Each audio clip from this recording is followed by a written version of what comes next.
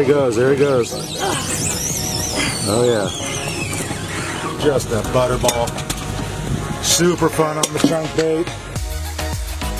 If there ever was a place in this world where the things I love most about fishing epically collide, it would be the Republic of Panama. And it's a beautiful collision, where my desire to throw topwater baits to the many and giant predator species is in full effect on any given day. And whether it's the offshore pelagics or the many inshore predator species, the opportunity to catch a fish of a lifetime is truly a castaway. And then there's the optics. All the sights, the sounds of what is arguably one of the best fishing destinations in the world come at you all at once, and it's hard not to be overwhelmed by it all.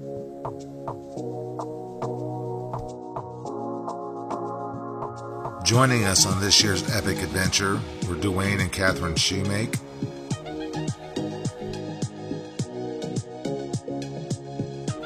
Dave Galt from Nevada City, California, and along with Dan Pruitt and Linda Brown, we experienced some of the most incredible tuna fishing that I've ever seen. Many moments of epic, wide-open style fishing with both quality and quantity. Got a double going. First spot, Dave. Fish on in the back. Go get it, Catherine. Fish on in the back. Okay, hang on. Dwayne hooked up. Poppers. Watch now as we take you out to the infamous Hannibal Bank, located in the Gulf of Chiriquí, for 5 days of amazing tuna fishing with Carrie Liggett's Come Fish Panama.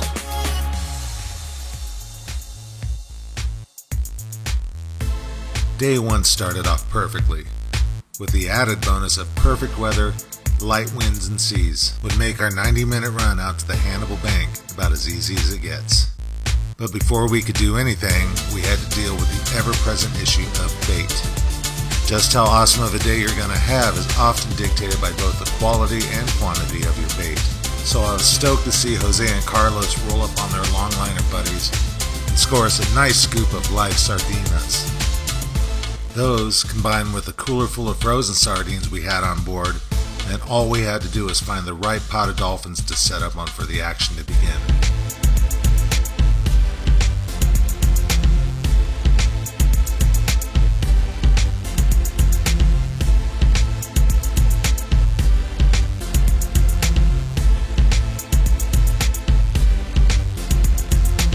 Oh, that's a nice one. Our first fish came quick and found Catherine and Dave leaning on their first Panama yellowfin tuna.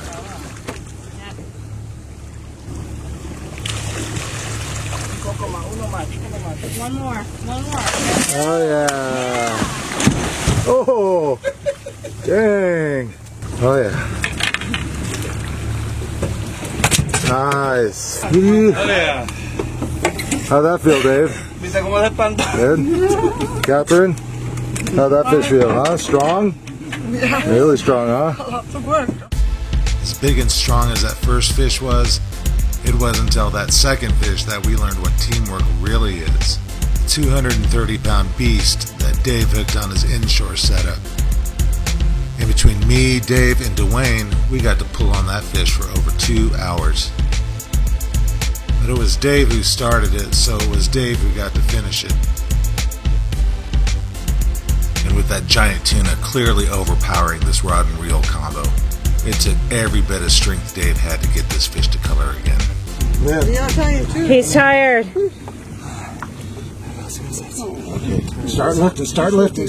And just when we thought victory was going to smile upon us, a slight complication. Oh! Got it? Oh no! Is there? We can hand line it. Oh, rod snap. My arms are dead.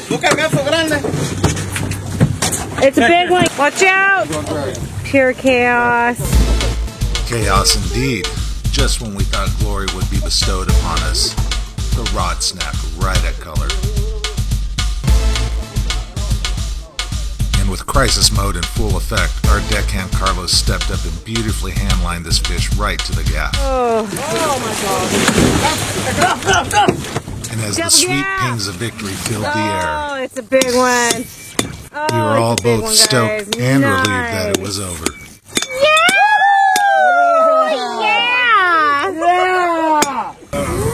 Oh my God.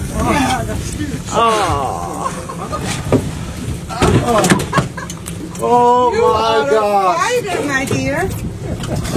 Wow! Nice! Big, strong fish that pulled hard to the bitter end and provided all of us with an amazing big game fishing experience that I don't think any of us will soon forget. And it was thoughts of that experience that had us all up early and ready to go on day 2. Good morning. Another beautiful day in Panama. Yes, indeed. Not much rain. Yes.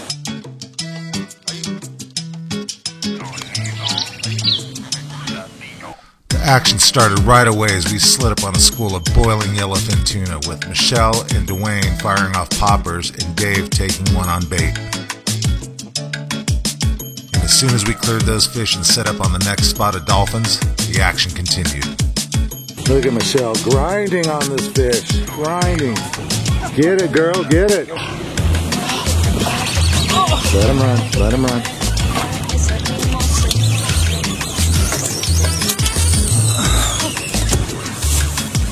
And when Michelle's arms got toasty, Dave stepped up and pulled and leaned on this fish. And as it turned out, a real party fish. With Michelle, Dave, and yours truly keeping fresh pressure on this fish to the bitter end. Not a giant 200-pound plus fish, but a fish that definitely made all our backs feel it. And I think it was this fish that made me wise up and put the inshore rod away for a minute and stick with the heavier gear so we could take full advantage of the Black Magic gimbal and harness when your back starts screaming at you. And the hits just kept coming, with Catherine and Dwayne sharing a party fish of their own.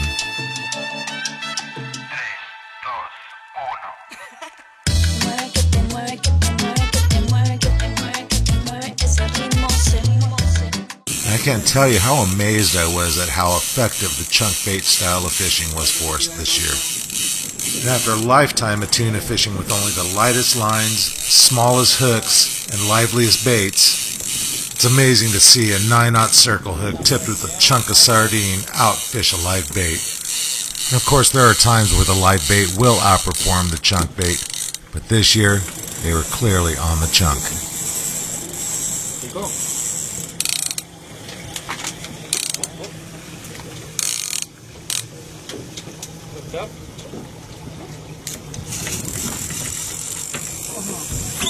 Fish on.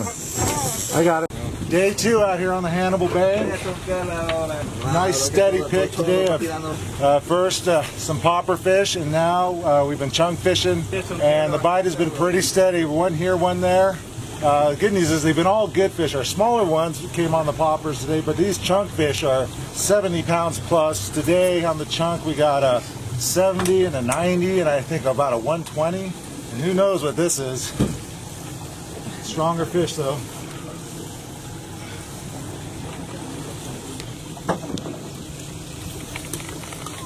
Oh, Hook came out. Oh, he's still there, still there. still there. Nice. Felt like the hook came out. Looked like the hook came out. Okay, now we got this one a deep color. Had to put the harness on. Getting old. Makes it so much nicer though. Yeah. Just sit and slay. Sit and slay. Here he is.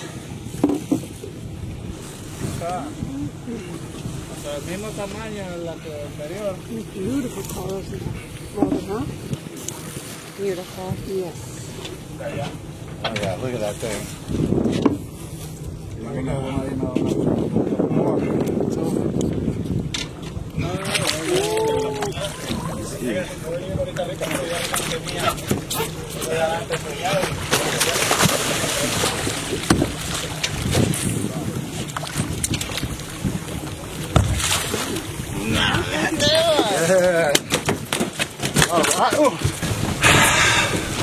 Any words? Yes, very nice, very fun.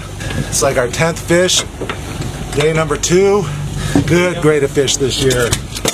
All chunky fat. Look at that thing, just a butterball. Super fun on the chunk bait. And with all this good fishing, we were plowing through our bait.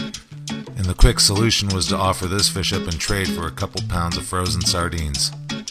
I know that sounds crazy, but there's no real economies of scale at play here. And this symbiotic relationship between the sporties and the commercial fleet means that this is just one less fish they have to catch. And for us, it means letting the good times roll. And roll on they did, with Dave quickly converting a couple pieces of that frozen sardine into a nice fat tuna.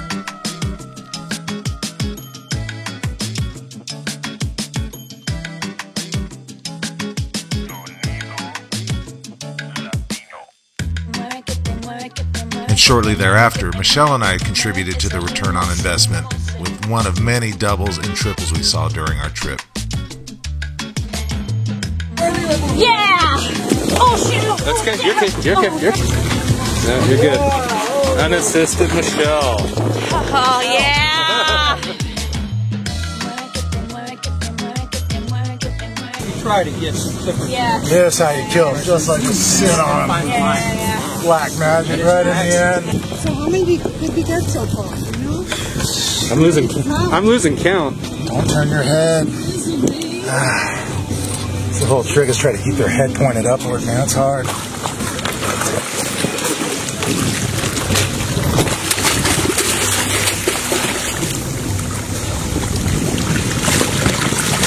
Easy. Get that towel ready for the fish's eyes. The fishing was so good that we left the gaff and the gunnel for most of the day, and Carlos expertly hand-landed these fish so that we can get a quick photo and then a release.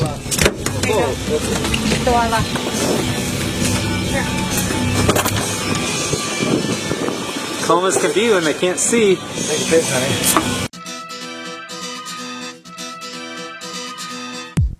And as if that weren't enough, we got to spend the rest of the afternoon running and gunning on jumping and boiling schools of tuna, casting poppers as we'd slide into them. But it was hard to get a bite as most of these schools simply sank out on us. With some persistence and just a little bit of luck, Dave got one to smash it.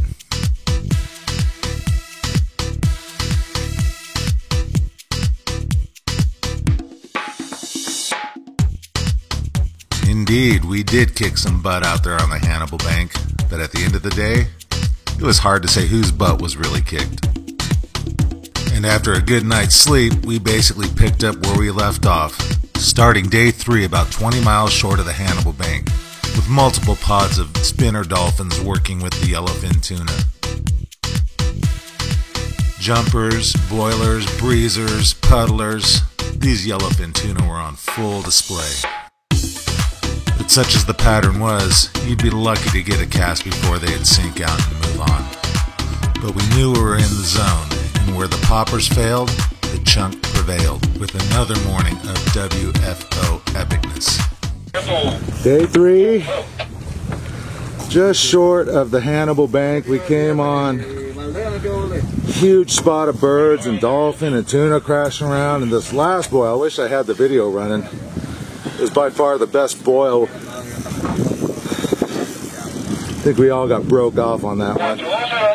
But we did stick a bait fish and all that melee. Michelle's on it right now. Colors there. Oh, we got color. Oh yeah, look at that. There you go. That was perfect coming at you. Yeah, yeah.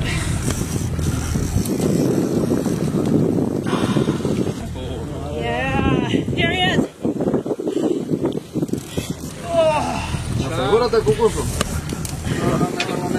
Okay, it's coming around, it's coming around. Woo! Yeah. Buttery ball.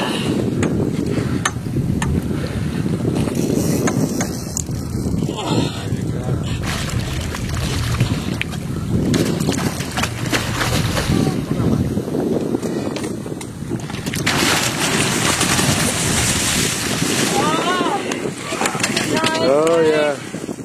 Yeah.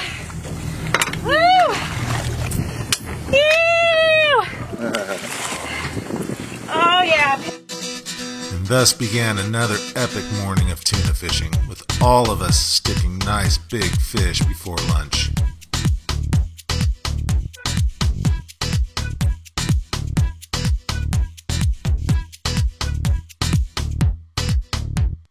Catching the release tuna on the Hannibal Bank, baby.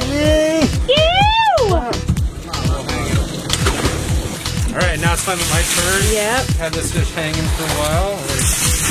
Wrapped up a ton of fish. Yeah, baby. The grade of this fish is amazing. 80, 90 pounder. The symmetry of these fish, man. It's butterball fat.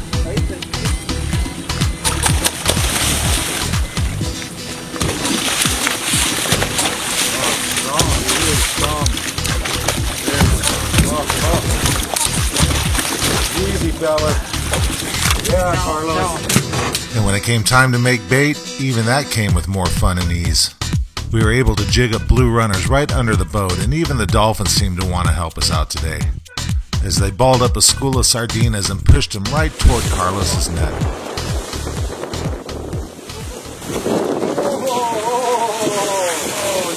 Oh yeah, baby. The process of chunk fishing for yellowfin tuna is a never-ending task of acquiring bait, prepping the bait, and then pulling up in front of the right school of dolphins to unleash your chum line. And by day 3, Dave had it down to a science. This is the hook bait. You sink it in just far enough to get past the backbone, so when it's back there dragging in the water, it doesn't pull out of the fish that easily. And you create a little bit of a chum slick behind the boat. You drop your bait right in that slick. You feed off your line really quickly so that your hook bait sinks at about the same rate and in the same area as your chum. And then you hope for the best. And the best in this case turned out to be yet another double hookup on big, fat Hannibal Bank yellowfin tuna.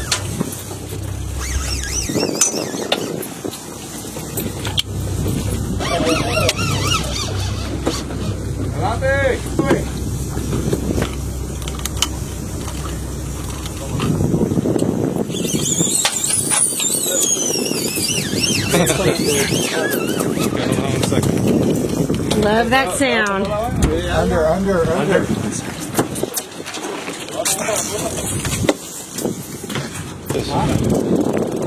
These fish charge the boat. Then this will run, then they kind of hang out. It's really hard to tell how big they are until you get a minute or two into it. Start feeling a little bit more pressure on my thighs. Okay, that's a better fish. Leisure fishing, leisure big game sledge. Got a little jerky right there. Ooh, that's a nice one, Dave. Grande.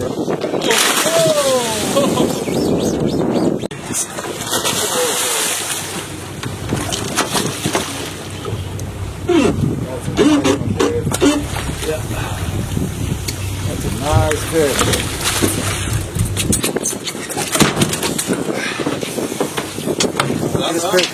Catch and release. Here we go.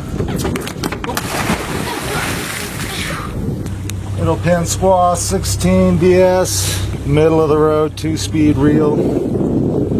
80 pounds of Power Pro on their 80-pound braid. Then 80-pound Seagar fluorocarbon top shot. FG knotted.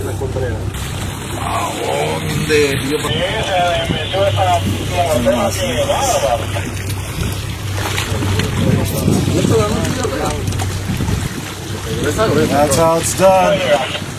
Short stroke with the freaking Black Magic. Easy. Another nice one. Another nice one. Easy. Ooh, that's a nice one. Look at that thing. Oh my God. Yep.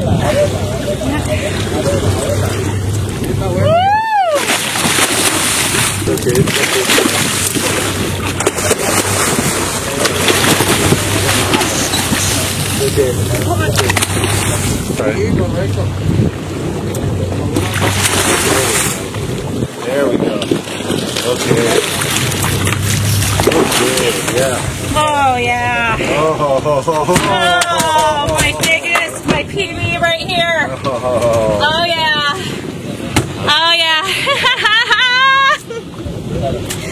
Nice. Very nice. Yeah. Nice way to end day 3. Man. Oh, great. And so ended one of the single best days of tuna fishing I've ever seen. And how many we ended up slaying is anyone's guess. Alls I know is the quality and quantity were off the hook. And that in itself would present huge challenges for day 4. I mean, how could it get any better than what we've already experienced? Well, for starters, Gonna jump. how about a couple big fat bull dorado? It was awesome, man, watching Carlos throw that bait back there. That fish turned right around. Boom, he nailed it. Carlos.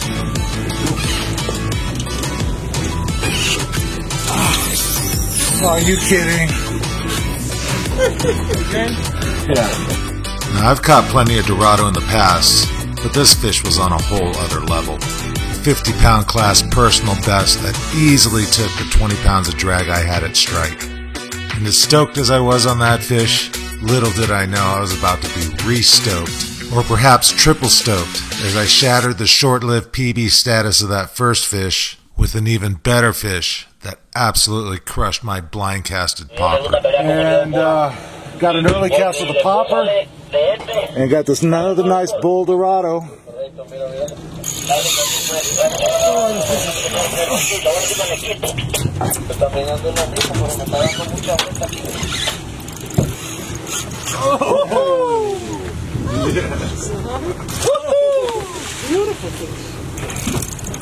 Strong fish. Dorado. Oh, yeah.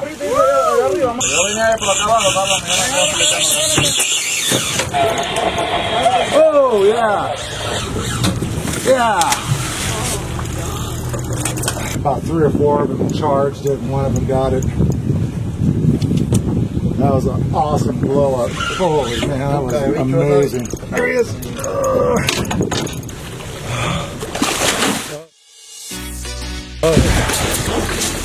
Oh yeah. Triple stoked would be an understatement. I mean, back-to-back bull dorado like this, the likes I've never seen. Indeed, my mission now was for the most part complete. But there was still the matter of getting everyone else on some big fish. And despite epic conditions and excellent signs of life, the bites were a little harder to come by. And before you knew it, we had plowed through all the bait we had on board.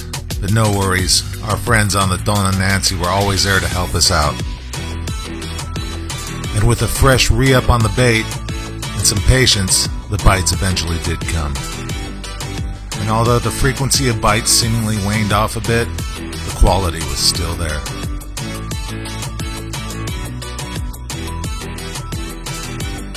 And with Dwayne and Dave now on the board, it was Michelle's up. And it came in a very big way. I'm just holding on to Michelle as a precaution. Fish are so big, it's easy to get pulled overboard. This one's got some legs on it, so to speak. Okay, final stage of the fight here. Day 4, Panama. Okay, Michelle here with what is sure to be her personal best fish. This fight, to say the least. Tensions are high with this bad boy. And it is a bad boy. Una más. Okay, nice. Thanks for the help, man. Whoa, wow. Oh, Daddy. Oh, yes. And just like on day 3, Michelle ended day 4 with yet another personal best triple-digit yellowfin tuna. And as stoked as I was for everyone who came on this trip and got fish of a lifetime, I couldn't have been more stoked and happy for Michelle. I mean, when it came time to bring the A game, Michelle was right there with it, with rock-solid technique and physical and mental preparation to take on these triple-digit beasts. It's definitely a workout. Yeah? Worth it. Any estimate on the size of this one? Oh, it's maybe a triple dig. Gee. And at the end of 4 days, Michelle was right there with some of the most and biggest. But we had one more day to play. And as always, it's anyone's guess what's going to happen once we get offshore. Day number 5 out here. We're just here on the west side of Isla Montosa. And what a difference a day makes. We've had epic fishing. There's been tons of dolphins, all kinds of life all week. But as you can see out here, it's a little bit more quiet today. Fleet is definitely not around. We are out here kind of by ourselves. A couple commercial boats around. Out here, could be time of day, could be just connecting with the right pot of mammals. It could be a lot of different things. So we're sticking it out and hoping that day 5 produces some better fish for us. And we did try hard, blind chunking on some of the high spots on the Hannibal Bank. But with no dolphins to chase and no birds to show us the way, it was time for Plan B. And in this instance, Plan B meant first finding a school of boiling bonita so we could jig up a few for chunk bait, and then go and set up on the high spot. And after we got situated, it was kind of cool just hanging out with everyone fishing, having a good time. And once your giant fly-line chunk of bonita made it through the triggerfish, it was game on. This is a big snapper. I can feel the head shakes and the tail. Chunk fishing for these Cubera snapper was a total blast. And what was really interesting is that every bonita head that we put down there resulted in a very good sized fish.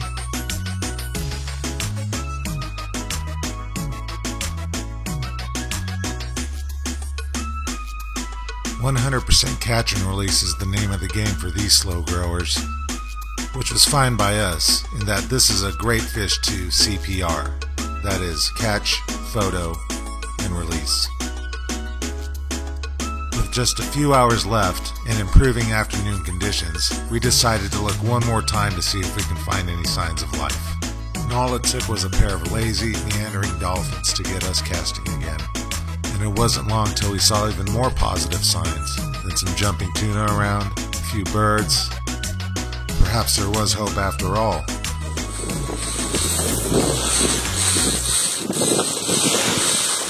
Oh, look at that jumper right there. Here in the waning moments of day 5, right here at Isla Montosa. Excellent Cubera fishing today, and then we just thought we'd try to get on some dolphins, see if maybe we can't get a tuna on bait. And Michelle ran up to the bow and threw a popper on her first cast. She's bit, she's hooked up.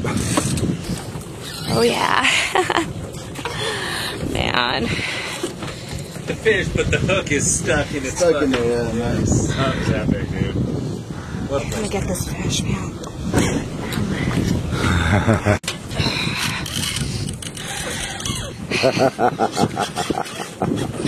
Yeah, Carrie. Nice coldie. Yeah, see.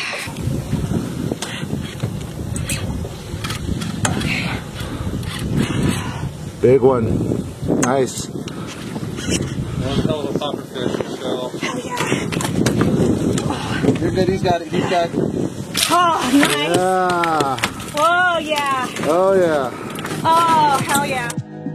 What an amazing way to end our 5 days of fishing in the Gulf of Chiriquí. Every bit of it was about as good as it gets. And a big part of that goodness were our accommodations at the Bocas del Mar Resort.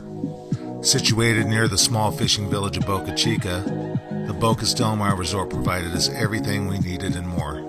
And I'd be remiss if I didn't give props to our crew, Captain Jose and Deckhand Carlos, who without their hard work and expertise, none of this would have been possible. And like all good things, this epic adventure did too come to an end. But with every ending, there's a new beginning. And for us, that means another year of preparation, anticipation, and of course, reflection.